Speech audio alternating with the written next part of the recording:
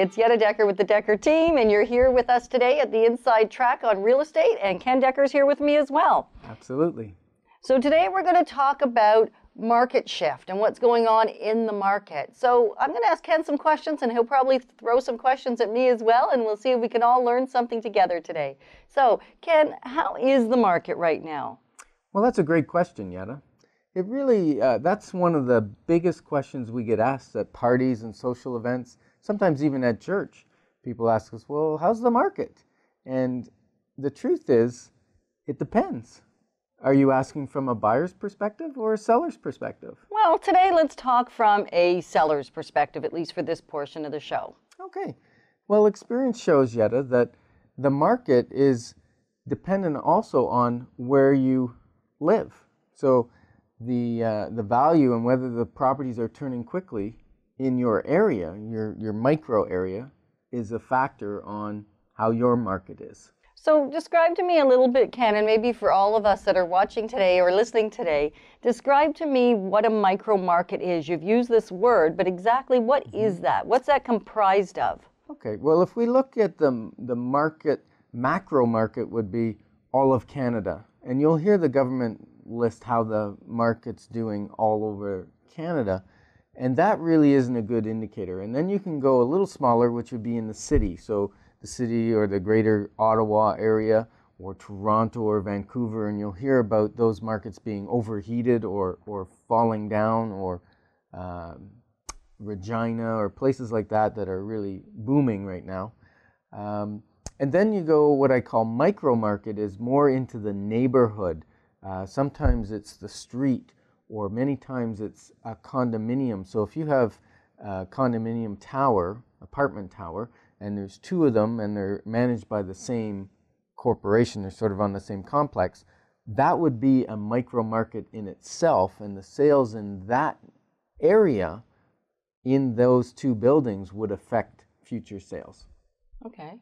And what other sorts of things would affect a micro market? If you're talking residential now, we've talked about the high-rise condominium unit, and now let's talk about residential or more neighborhood type properties. Sure. Sometimes being on one side of the street as opposed to the other side of the street can make a huge difference. You know, if you're down in the Vanier area, one side of Beechwood is considered Vanier, and it's getting better as you are close to Beechwood. And in other areas further in, will have a lower pricing. And then you cross that street and you come into some of the most expensive real estate in Ottawa. You get into Linden Lee and Manor Park, and you're getting into more and more expensive property. Okay. And so things like sun exposure, does that impact at all a micro market? The facing of a house or that kind of thing? Yeah, sun exposure can. Especially if someone wants sun in the backyard or that type of thing. More, I think it's what you're backing on. If you're backing on the Queensway and you've got all that traffic noise, or that could factor into the valuation. You could be in the flight path of the airplanes. That can affect. You could be backing a ravine or a forest, and that will affect your property value increasing as opposed to decreasing if you're on the other side. Now, the other thing that will affect it is, are you in the middle of a section of single-family homes where you're the middle property or the lower property instead of that most expensive property on the street? Or are you the first house of the single-family homes, and right beside you or right across the street are all townhouses? That could affect. Or you know, eventually the zoning has to change. So if you have a zoning for light industrial or retail, at some point that zoning has to change and turn into residential. So if somebody has a house that sides onto the strip plaza, you know, the where there's might be you know, a giant Tiger or a convenience store or anything like that, where there's cars coming and going. And that may affect the value of that property. And as you move away from it, the values will change. So that's what I mean by micro. Okay, so micro would refer not only just to neighborhood, but it certainly does refer to a specific neighborhood, a specific village or a specific community. Right. And then in addition to that, we can even get smaller and start talking about specific nuances within that really micro market. So it's almost like micro markets within micro markets. Yes. Yeah, To narrow down that's exactly. for getting for exact valuations. Right. Now, when we talk about how's the market, and people say, well, the market's up, a percentage, or sales are up or down, generally we're talking a general market of the whole city. And it's a good indicator over time, because over a period of time, you can get a sense that if values go up in one niche market like the glebe, well, they're also, and the whole average has gone up, they've probably gone up in other markets around the glebe as well. Maybe not quite as quickly, but they've gone up as well. Right, because there are certain pockets that will go up more in a given year than other pockets. So it's not just as easy as looking at the stats. Let's say, as an example, in June this year, we, over last year, had a slight decrease in the average sale price in the Ottawa residential freehold type properties. Yes. And that doesn't necessarily mean that where you might live has actually gone down. There are neighborhoods where my evaluation from last year versus this year would actually be higher than it was last year. Yes. And other neighborhoods that would be less than last year. Yes. And so very, very important that you call in the expertise of a realtor who has all the data of all the different properties in your micro area, so that we can give you a true valuation on your home. It's not okay to say, well, prices are down, 0.1% actually for, on average, condominium and residential property was down 0.1% in June compared to a year ago, June. So that's not like May to June they were down 0.1. It's from June of last year to this June. In each of those months, it was down 0.1. Now that tells me not necessarily that the exact same property would be 0.1 down, but kind of tells me we're pretty flat. We really haven't increased in value. In a general overall sense. General overall sense. And yet there are neighborhoods that are selling for more this year than they were last year. Exactly. And specific houses. And what we haven't talked about at all yet really is the nuances of the specific property. We're just really talking about micro markets that are more exterior neighborhood and location oriented. And then there's still the upgrades and the improvements and the enhancements that have been done on the inside of the property that now also affect value. So that's a layer deeper, I guess, that you're going to do on a very individual basis when you're looking at property. Yeah. So let's just talk about the general market for a few minutes. Sales were down in June compared to a year ago, June, of 3.4%. Right. That's not earth-shattering.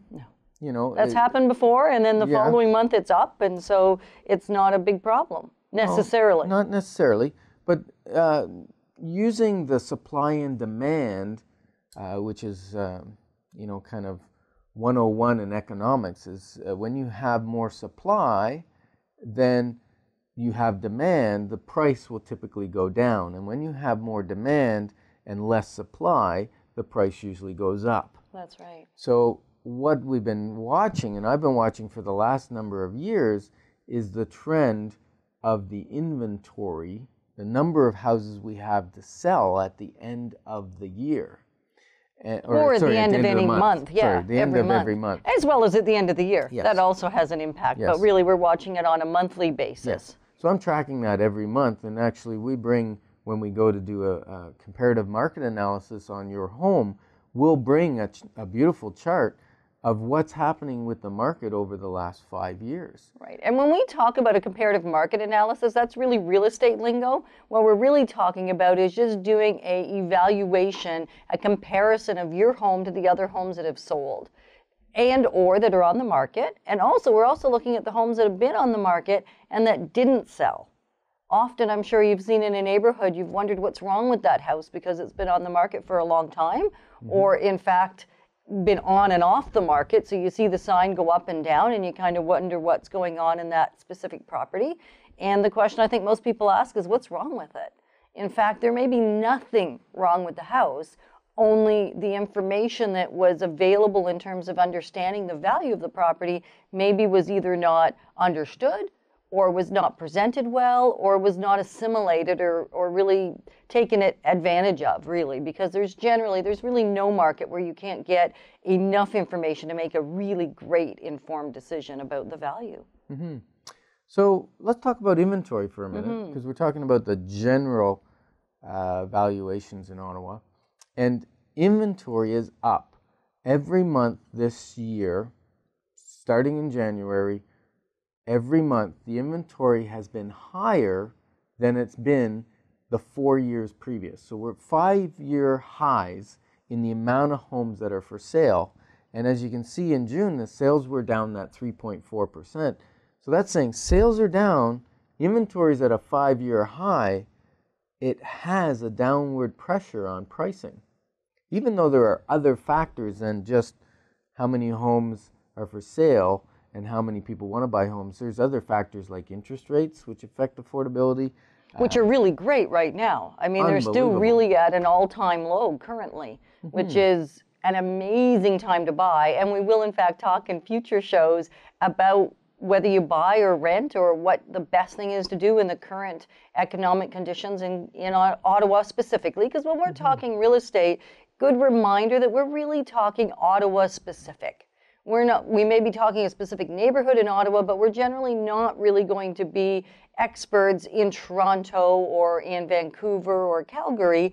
And yeah, just so that you know, if you're watching us today or listening, we do have amazing connections throughout the States and Canada of realtors that do have an amazing pulse on the markets in their cities. So just a quick reminder, if you're thinking of moving anywhere, or if you have friends or relatives that in fact are already in a neighborhood and just want to move even within that neighborhood, and they don't have an amazing realtor, know that we do, and we can get you in touch with them. Mm-hmm. Yeah, so this show is all about the market. And so some of the things that affect the market are interest rates, and you're saying they were great.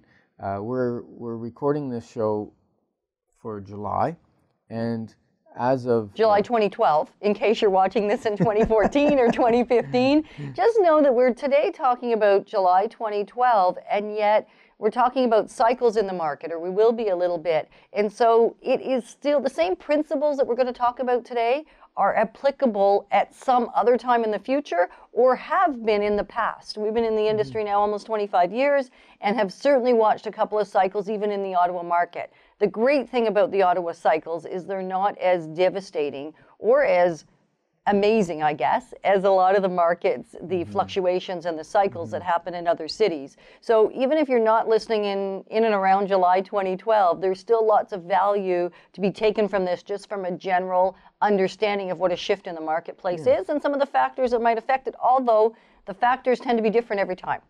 So this time we're going to be talking about interest rates being a positive on our... Yes, because interest rates are at sort of an all-time low. They've been hovering there for quite a while. Just last night I was talking to a mortgage broker, and she was mentioning 3.09 for 5-year money. Which is incredible. I can remember when we got 10-year money, or 5-year money at 10%, and we thought, wow, this is so much better than the 15 we'd just been paying. And a few years prior to that, it was 21, 22. So 3.09 is... Yeah, and that's locked in for 5 I years. know, That's it's not crazy. a variable rate, that could increase in 6 months to a year. Because as interest rates go up, your affordability of homes goes down. Fewer people can afford them, and that will put downward pressure on our homes. But right now, we've had steady low interest rates, which has been really fantastic for our Ottawa market, and all markets across Canada are affected by that same interest rate. Now, something that has been announced recently in the last month or two was some layoffs in the government. And when you get that uncertainty of people, I'm not sure if I'm going to have my job, if I'm going to get a pink slip, or I'm going to get a package, then that really will hold people back from making a buying decision. Or a move, especially if they're already in a home, right? Yeah, like moving from one home to another. It's going to hold them back just a little bit. And that holdback will actually put a little bit of a brake on the market. And we're noticing that. That started in March. We started to see some talk of layoffs, and some of those are just starting to take place, and some people have got their notices. That's right. And that attitude, the consumer confidence as far as buying homes, can affect the general Ottawa market because we have a lot of government employees. Now that affects all of Canada because employees are all over Canada, but primarily we have a larger base, in percentage That's right. of government workers. Now they've also made some other changes on lending in the recent past, which are designed to keep our economy safer. And I really think that the government has done a fabulous job on reining in some of the changes that they made that maybe they shouldn't have made back after 2006. One of the changes they've done that came into effect on July 9th was anything that now you get a mortgage, the maximum amortization is 25 years. Previous to that, it was 30 years, and previous to that, it was 35, and previous to 2006, it was always 25 years. So they've rolled things back to 2006 level, which is, to me, a wise governmental decision. Because what the amortization does, it actually makes your payment a little higher per month, which reduces the affordability of houses, which brings the reins in on the housing market so it doesn't explode like it did in the U.S. Well, in other Canadian markets as well, it exploded, right?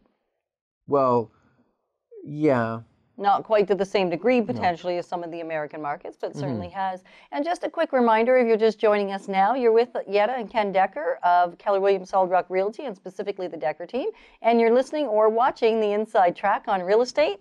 And today we're talking about the markets. How is the market? What's going on in the market? Is there a shift happening? And what's causing the shift if it is happening? Yeah. So for most people, the amortization does not change things much. It makes your payments a little bit higher. So well, maybe 100 or 200, even 300. Yes, but what it does is it means you buy a little less house. Right. Okay? Or you make higher payments and you don't spend money on other things. But the beauty is you pay your home off faster, right. You save a ton of interest, and you build wealth faster. And I'm all about building wealth. Right. Well, in just a sec, Ken, because I think there's an important piece here. We're talking about affordability, and we're saying by bringing the amortization down, we're decreasing affordability, and yet with the interest rates being at really just over 3%, even if they went, well, if they went to 10, which is not weird or uncommon or whatever over the long haul, that would be a 300% increase, over a 300% increase in somebody's mortgage payment. Yes. So if you're currently spending $1,500, it would be a $4,500 mortgage payment, which sounds astounding, and yet that's what we were paying. Now, granted, when the rates were that high, which is going back only 15 years, about that, the houses were a little less expensive, except they're not ever going to, because it's been proven in the Ottawa real estate market, ever go back significantly. We might go back a few years in terms of the values, but they don't tend to decrease over the long haul. I mean, a house in 1989 that might have sold for $140 probably today sells for about $360, $370. I'm just thinking of very specific houses that I could pinpoint that accurately. And so they've gone up triple-fold as well. Yeah. Now, if we were looking at maybe even just going up to 6% interest, which certainly has existed over the last 10 years frequently, we've had interest rates on 5 or 6 year, 7-year money somewhere around 6. That still means a complete 100% more than what we're paying now. Yes, the affordability goes down significantly, which can really affect your buying power, which ultimately will have a factor on values in the market, driving them down.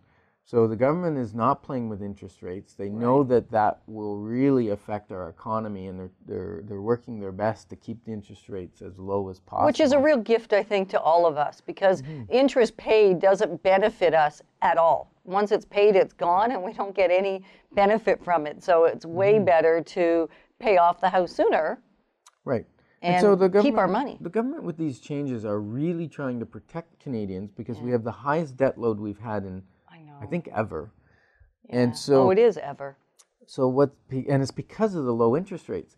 Now, when you think if interest rates are low, we should have less debt because we're paying less interest. But that's not the way it works, because people have a propensity for debt. When it doesn't cost them very much interest, they borrow more money. Now, if the interest rates rise, a lot of Canadians will be in trouble. And so the government's making steps like reducing the amortization so people pay their mortgage off faster, so that if interest rates go up, they have some margin in there in their house and they're not going to lose their house. Right. Well, and that's also why they've made the change around refinancing, isn't it? You used to be able to refinance, I think, as high as up to 95% as long as you're willing to pay CMHC premiums again. Right. And now the most you can refinance to is 80% loan to value ratio. Yes, that changed from 85 to 80 on July 9th. Right. So it's been gradually being reduced, and now we've just taken another reduction there, which is an amazing gift, I would suggest. Because if you've only got 5 or 10% equity in your home, if it goes down even 5 or 10% or even 3 or 4%, and you need to sell or need to make a shift because you've been relocated or your job no longer exists or there's something that's taken place in your world, you're not really in a position to sell for what you owe on the property. Even if you've been in your home a long time, because certainly what we've seen over the last years, especially with these crazy, amazing low interest rates, is refinance, refinance, refinance. So we might visit with somebody that purchased their home even 15, 18, 20 years ago, which really, if you had a 25 or 20-year amortization, would either be paid off or almost paid off at present, and yet they might only have 10% equity in the house. Yeah, and that's a very scary thing because they're using it as a giant piggy bank or ATM machine, and every 5 years withdrawing all their equity to buy cars and clothes and trips and things that get used up. So the other thing the government has done now is a couple points. They've reduced the TDS and GDS. Now those ratios are simply how much debt payments you can have compared to the amount of income you have. So if you're looking at a lower GDS, which is a gross debt service ratio, then you can have less debt for the income you have, which gives you a little more margin for spending money and saving money and that sort of thing. So the government's cranking down on that a little bit as well. Right. And again, that affects affordability of the home because you can't borrow as much based on your income. So for most people, it means they're buying a little less house. Which isn't an all bad thing. No. And TDS, just so that you have clarity on what the two words mean, because we throw them around like we might as well be saying hamburgers and hot dogs, and yet it's not quite that simple. So TDS is your total debt service ratio, and that really refers to your debt repayment, as well as your principal, interest, and taxes on your property, your heat, your hydro. Generally, the condo fee would be rolled into that if you're in a condominium situation, and like I said, your other repayment on consumer debt, so car loans and credit cards and all of that kind of stuff. And then the gross debt service ratio really refers to things relative to the house, and not your personal consumer debt. Doesn't get rolled into that. So the ratios are not exactly the same.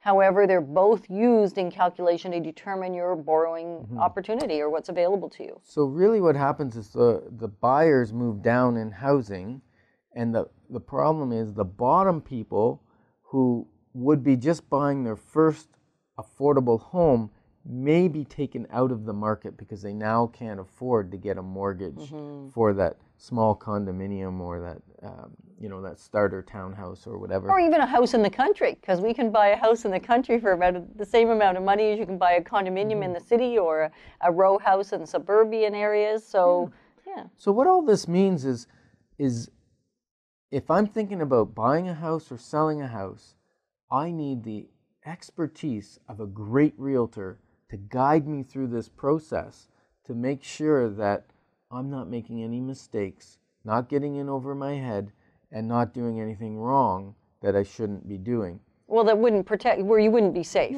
where you wouldn't be protected. So let's talk about that for a second, because I recently met with someone, and we won't talk about names or addresses or anything like that, but this was a small house, a condominium, like a townhouse-style condominium house, and the person tried to sell it on their own. They had bought another house which was being constructed. So they bought new construction without having sold their house. Right, which gives them probably in most cases anywhere from 8 to 18 months, even up to 2 to 3 years timeline to get their home sold. So generally, if you're buying new construction in that regard, you're probably not going to purchase it with what we would call a first right of refusal. You're probably going to make the commitment to purchase it outright prior to selling your home, because it would be a little early to sell your home if you weren't moving in for 10 months, 18 months, or that kind of thing. So it's not an uncommon situation to have somebody find themselves in. Yes, exactly. So this particular person decided to sell it on their own. Right. And a number was thrown out by a realtor who had helped them find the other house they bought. I think it was a very aggressive number. $230,000 was the number. 235, I believe. Yeah. So anyway, they put the house on privately for a number of months. Nothing happened. They had lots of showings. They felt they were good showings, because that's one of the things when you sell privately, anyone that comes in doesn't want to be negative about your home. They want to just, they don't want to insult you and say, "Oh, I don't like your house, and it's dirty, or it needs this, or that." Or it's not good value even. Like, they're not going to tell you that the house down the street is better value, or the 12 they saw, 2 weeks ago or 4 weeks ago was better value. So generally, anybody looking at a home, especially if the homeowner's home, and that's whether you're selling privately or even with a realtor, if in fact they're there and you're there at the same time, they're going to pretty much say only complimentary things. And so you think that everybody loves the house. Mm-hmm. Yeah, so then this person decided, okay, the for sale by owner is not working. Let's try a mere posting. And a mere posting is simply you pay extra money to maybe your for sale by owner company or another real estate company, and they put that ad on the MLS.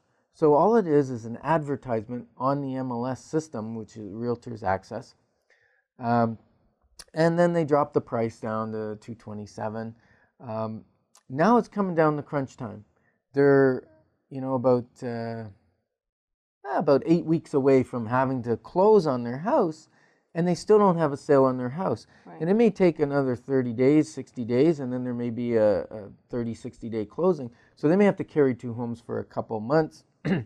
But I'm not even sure the bank will allow them, if they don't have a firm sale on their house, I'm not sure the bank will allow them to own 2. Well, they've told us they couldn't. So now they have 5 realtors in now, because the crunch is on. Oh, I got to find the truth. We got to have 5 realtors in, find out what the truth is. So one of those realtors is myself. And we got called in because there was nothing selling in the neighborhood except for one of our properties that we put on the market, sold within a week. We got a great value for it, actually. that was a good one. And then, so that was the reason I got called in. I was the lowest price. But really what had happened, when I analyzed the market, in the last 6 months in that condominium complex, there had been 5 properties for sale, a couple had expired, and there were no sales in the last 6 months, none. And then the previous 6 months before that, there were 4 or 5 sales. So back in 2011. Now those sales were all in the 195, 198 range. And based on the market and what it's doing, and no increase in prices, really kind of flat. And no sales in that neighborhood. And no sales in that neighborhood in the last 6 months.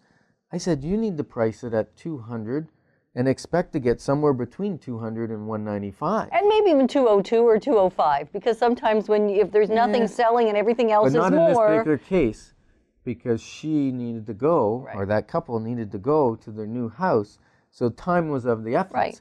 There's 5 other properties for sale in their neighborhood, right in that micro area of that condominium. They needed to be the next one that sold, not 2 or 3 down the road, because nothing had sold for 6 months.